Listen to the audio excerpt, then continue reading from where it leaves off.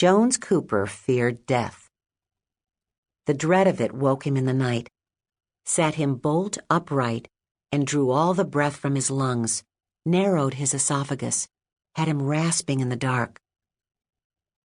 It turned all the normal shadows of the bedroom that he shared with his wife into a legion of ghouls and intruders waiting with silent and malicious intent. When? How? Heart attack? Cancer? Freak accident? Would it come for him quickly? Would it slowly waste and dehumanize him? What, if anything, would await him? He was not a man of faith, nor was he a man without a stain on his conscience. He did not believe in a benevolent universe of light and love. He could not lean upon those crutches as so many did. Everyone, it seemed, had some way to protect himself against the specter of his certain end. Everyone except him. His wife Maggie had grown tired of the 2 a.m. terrors. At first she was beside him, comforting him. Just breathe, Jones, relax. It's okay. But even she, ever patient shrink that she was, had started sleeping in the guest room or on the couch, even sometimes in their son's room, empty since Ricky had left for Georgetown in September. His wife believed it had something to do with Ricky's leaving. A child heading off for college is a milestone. It's natural to reflect on the passing of your life, she'd said.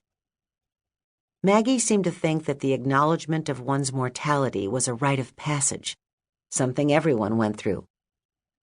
But there's a point, Jones, where reflection becomes self-indulgent, even self-destructive. Surely you see that spending your life fearing death is a death in and of itself. But it seemed to him that people didn't reflect on death at all. Everyone appeared to be walking around oblivious to the looming end, spending hours on Facebook, talking on cell phones while driving through Starbucks, reclining on the couch for hours watching some mindless crap on television. People were not paying attention. Not to life, not to death, not to one another. Lighten up, honey, really.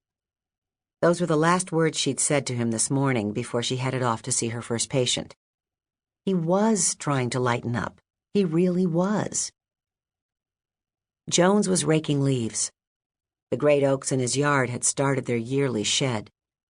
There were just a few leaves now. He'd made a small pile down by the curb. For all the years they'd been in this house, he'd hired someone to do this work. But since his retirement, almost a year ago now, he'd decided to manage the tasks of home ownership himself. Mowing the lawn, maintaining the landscaping, skimming the pool, washing the windows, now raking the leaves, eventually shoveling the snow from the driveway. It was amazing, really, how these tasks could fill his days, how from morning to night he could just putter, as Maggie called it, changing light bulbs, trimming trees, cleaning the cars. But was it enough? You have a powerful intellect. Can you be satisfied this way? His wife overestimated him. His intellect wasn't that powerful. The neighbors had started to rely on him, enjoyed having a retired cop around while they were at work, on vacation. He was letting repair guys in, getting mail, and turning on lights when people were away, checking perimeters, keeping his guns clean and loaded. The situation annoyed Maggie initially. The neighbors calling and dropping by, asking for this and that, especially since he wouldn't accept payment, even from people he didn't really know. Then people started dropping off gifts. A bottle of scotch, a gift certificate to Grill Marks, a fancy steakhouse in town. You could turn this into a real business, Maggie said. She was suddenly enthusiastic one night over dinner, paid for by the Petersons.